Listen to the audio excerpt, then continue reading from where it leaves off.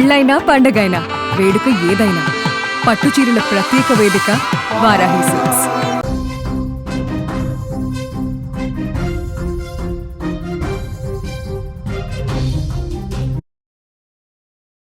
ఇప్పుడు తమిళనాడులో విజయ్ పోటీ చేసి గెలిచి ఆ తర్వాత రాజీనామా చేసినటువంటి స్థానం తిరుచి ఈస్ట్ మీద ఇప్పుడు తమిళనాడు రాజకీయాలన్నీ కూడా కేంద్రీకృతమే. ఎందుకంటే విజయ్ 2 చోట్ల పోటీ చేశారు, పెరంబూరు, తిరుచి ఈస్ట్లో పోటీ చేశారు. 2 చోట్ల కూడా ఆయన ఎమ్మెల్యేగా గెలుపొందారు. కాకపోతే ఒకసారి గెలిచిన తర్వాత ఒకే స్థానంలోనే కంటిన్యూ అవ్వాల్సినటువంటి పరిస్థితి ఉండడంతో ఎమ్మెల్యేతో ఆయన ఏదైతే తిరుచి ఈస్ట్కి సంబంధించినటువంటి నియోజకవర్గాన్ని రాజీనామా చేశారు ఎమ్మెల్యేగా. ప్రస్తుతం ఆ స్థానం ఖాళీ ఉంది.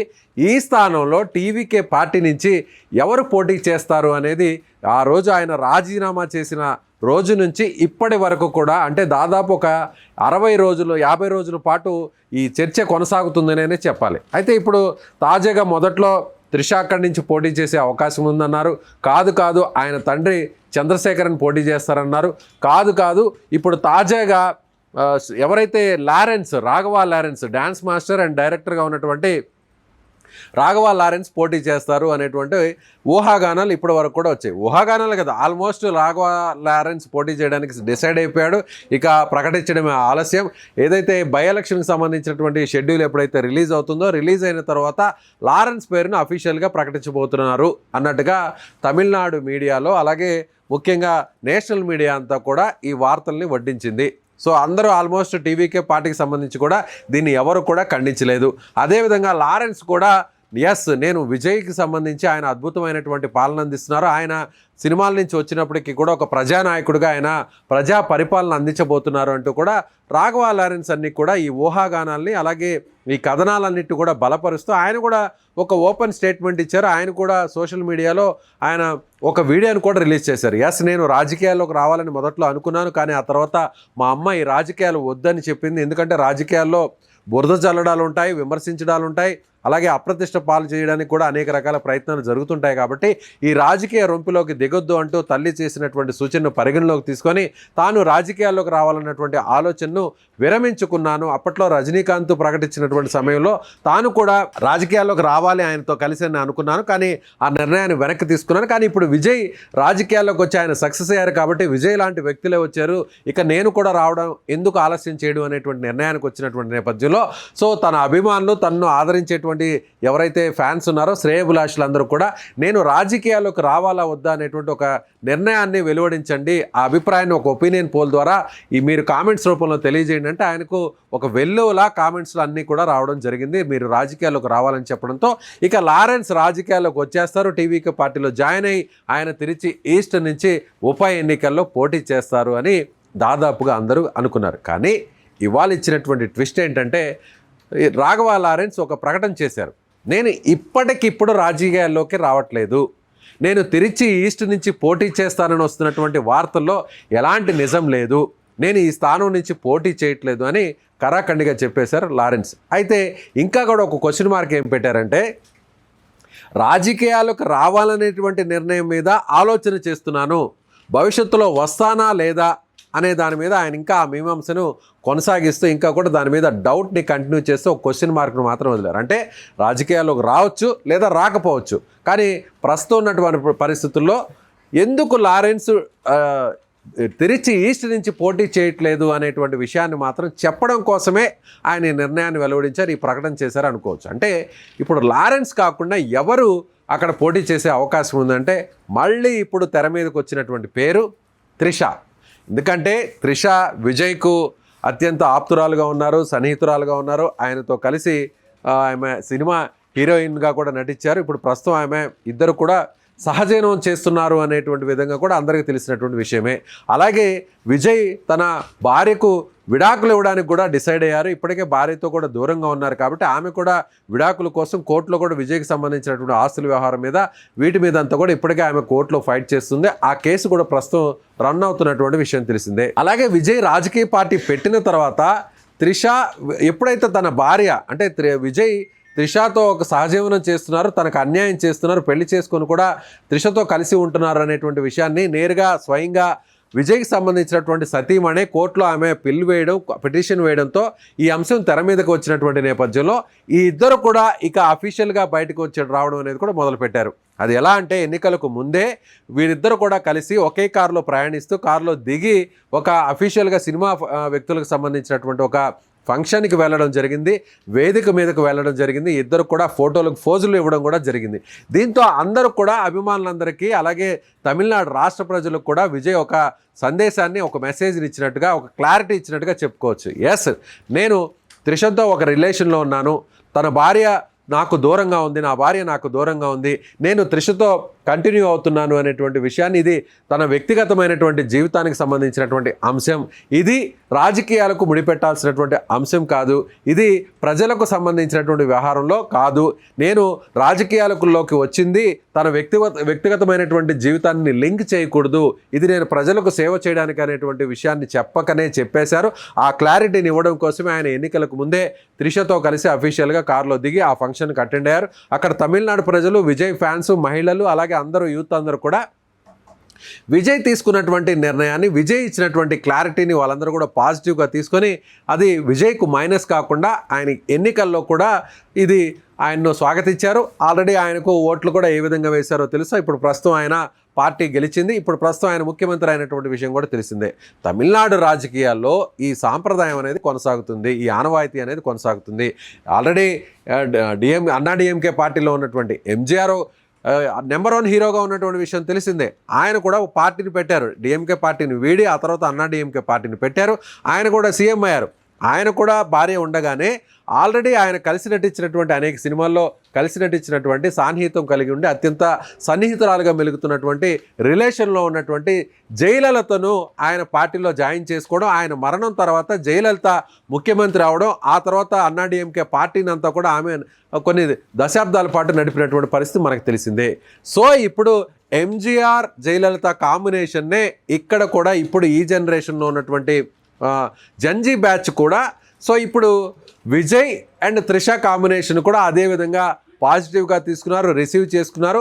సో అక్కడ అన్నాడీఎంకే పార్టీలో ఎంజీఆర్ తర్వాత ఎలా జయలలిత మొత్తం తానే వ్యవహరించారో, ఇక్కడ టీవీకే పార్టీలో కూడా విజయ్ తర్వాత త్రిష అన్నీ తానే వ్యవహరిస్తున్నారు అనేటువంటి ఒక మెసేజ్ పబ్లిక్లోకి, పార్టీ క్యాడర్లోకి చాలా బలంగా వెళ్ళింది. కానీ ఎక్కడా కూడా అఫీషియల్గా పార్టీకి సంబంధించినటువంటి అధికారిక కార్యక్రమాల్లో త్రిష పాల్గొనలేదు. కానీ విజయ్ ఎన్నికలు జరిగేటువంటి సమయంలో, ఎన్నికల ఫలితాలు లెక్కింపు జరిగేటువంటి సమయంలో సరిగ్గా అదే రోజు త్రిష పుట్టినరోజు రావడం జరిగింది. త్రిష నేరుగా తిరుమల దర్శనానికి రావడం జరిగింది. దర్శనానికి వచ్చిన తర్వాత ఆమె నేరుగా చెన్నైకి వెళ్ళడం జరిగింది. ఎక్కడైతే ఆమె ప్రత్యేకమైనటువంటి పూజలు నిర్వహించిందో, ఆ నిర్వహించిన తర్వాత చెన్నైకి వచ్చారో ఆ వెంటనే ఎన్నికల ఫలితాలు ఆల్మోస్ట్ ఒక క్లారిటీ వచ్చేసింది. విజయ్ గెలిచేసినటువంటి క్లారిటీ వచ్చింది. ఆ వెంటనే నేరుగా ఆమె విజయ్ ఇంటికి వెళ్ళడం, విజయ్కు కంగ్రాచులేషన్స్ చెప్పడం, ఇవన్నీ కూడా జరిగిపోయాయి. ఆ తర్వాత కూడా మళ్ళీ ఎవరైతే సినిమా రంగానికి సంబంధించినటువంటి మరొక హీరో అజిత్ ఉన్నారో, అజిత్ తల్లి చనిపోవడంతో మళ్ళీ వీళ్ళిద్దరూ ఒకే కారులో వచ్చి నేరుగా అజిత్ కుటుంబాన్ని, అజిత్ను పరామర్శించినటువంటి వ్యవహారం, ఆ విజువల్స్ అన్నీ కూడా సోషల్ మీడియాలో వైరల్ అయ్యాయి. సో అఫీషియల్గా విజయ్కి అన్నీ తానే అన్నట్టుగా, త్రిష అన్నట్టుగా ఒక మెసేజ్ అయితే క్యాడర్కు వెళ్ళిపోయింది, పబ్లిక్ కూడా వెళ్ళిపోయింది. కాబట్టి విజయ్ పోటీ చేసినటువంటి ఈ 2 స్థానాల్లో ఒక స్థానం ఖాళీ అయింది. విజయ్ను చూసే ఓట్లు వేశారు. కాబట్టి విజయ్కు సంబంధించినటువంటి ముఖ్యమైన వ్యక్తి, విజయ్ జీవితానికి సంబంధించినటువంటి వ్యక్తి, విజయ్కు ఆప్తురాలుగా ఉన్నటువంటి వ్యక్తి త్రిషనే అక్కడ పోటీ చేయించాలనేటువంటి డిమాండ్ పార్టీలో, పార్టీ క్యాడర్లో కూడా బలంగా వచ్చింది అనేటువంటి ఉద్దేశంతోనే ఇప్పుడు లారెన్స్ పేరును పక్కన పెట్టేసి మళ్ళీ త్రిషను తెర మీదకు తీసుకొచ్చారు అనేటువంటి ఒక అంశం ఇప్పుడు ప్రధానంగా పార్టీలో అంతర్గతంగా నడుస్తుంది.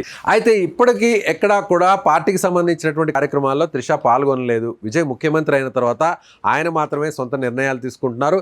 ఎక్కడ పార్టీ ఆఫీస్లో కానీ, లేదంటే ప్రభుత్వ ఏదైతే అడ్మినిస్ట్రేషన్ నడుస్తున్నటువంటి సచివాలయంలో కానీ, ఆయన క్యాబిన్లో కానీ ఎక్కడా కూడా త్రిష తారసపడలేదు. కానీ రీసెంట్గా జనవరి 22వ తారీఖున విజయ్కి సంబంధించినటువంటి బర్త్డే జరిగినటువంటి ఆ కార్యక్రమంలో త్రిష ఎక్కడ కూడా విష్ చేయకపోవడం, త్రిష ఎక్కడ కూడా పోస్ట్ పెట్టకపోవడం, అలాగే విజయ్తో ఉన్నటువంటి ట్విట్టర్లో ఆమె అన్ఫాలో చేయడం, ఇదంతా జరిగిన తర్వాత విజయ్కు త్రిషకు మధ్య ఒక పెద్ద అగాధం వచ్చేసింది. ఇద్దరు కూడా విడిపోతున్నారు, ఇద్దరు కూడా దూరం అయిపోతున్నారు అనేటువంటి ఒక పెద్ద వార్తా కథనాలు వడ్డించారు.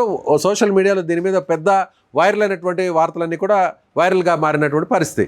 అయితే వాటన్నిటిని చెక్ పెడుతూ సాయంత్రం అయ్యేసరికి, నైట్ అయ్యేసరికి త్రిష వాటికి సరైనటువంటి కౌంటర్ ఇస్తూ ఇద్దరు కలిసి నిల్చున్నటువంటి ఫోటో, ఇద్దరు కలిసి బర్త్డే కేక్స్ను ముందు పట్టుకొని విజయ్ అప్పటి వరకు ఆయన సీఎం హోదాలో ఆయన ఎక్కడైతే ప్రొఫెషనల్గా కనిపిస్తూ బ్లేజర్లో కనిపించేటువంటి ఇన్ చేసుకొని టక్ చేసుకొని బ్లేజర్లో వైట్ అండ్ బ్లాక్ టక్ చేసుకొని బ్లేజర్ వేసుకుంటూ కనిపించేటువంటి విజయ్ అక్కడికి ఆ ఫోటోలో మాత్రం త్రిషతో కలిసి ఉన్నటువంటి ఫోటోలో మాత్రం సివిల్ డ్రెస్లో ఒక టీషర్ట్ వేసుకొని చాలా సింపుల్గా క్యాజువల్గా కనిపించారు. ఇద్దరు కూడా ఫోటోలు ఇస్తూ బర్త్డే కేకులు ముందు పెట్టుకొని ఫోటోలు ఇచ్చారు. అంటే మీరు ఎన్నైనా అనుకోండి, మీరు ఏమైనా మాట్లాడుకోండి, మా గురించి ఎవరు ఎన్ని చర్చలు జరుపుకున్నా కూడా మేమిద్దరం ఒకటే అనేటువంటి ఒక మెసేజ్ని అక్కడ త్రిష ఆ ఫోటో ద్వారా క్యాడర్కు పబ్లిక్కు పంపించారు. అంటే ఇప్పటికీ కూడా విజయ్కు సంబంధించినటువంటి లైఫ్లో త్రిష ఎంత కీలకము అనేటువంటి ఒక మెసేజ్ని క్లియర్గా పంపించారు. అయితే రీసెంట్గా భాగ్యరాజ్ చనిపోయిన తర్వాత భాగ్యరాజ్ కుటుంబాన్ని పరామర్శించడానికి కూడా విజయ్ వెళ్ళారు.